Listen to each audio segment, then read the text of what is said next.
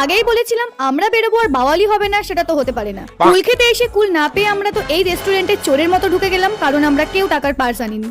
তো গিয়ে দেখি রেস্টুরেন্ট তো একেবারে ফাঁকা, আর শেফ তো নিজের মতন রান্না করতে ব্যস্ত। তাই তোমাদের সাথে একটু অ্যাম্বিয়েন্সটাও শেয়ার করে দিলাম। ও হ্যাঁ, রেস্টুরেন্টের নামটা হচ্ছে গুড ফুড গুড মুড। তো গিয়ে তো ফার্স্টে কফি খেয়ে নিলাম, আর তোমরা নিশ্চয়ই আমাদের সোয়াগ দেখে একটু অবাক হচ্ছে না, মানে এত কনফিডেন্সের সাথে আমরা কফি তারপর বিরিয়ানি খাচ্ছি কিভাবে।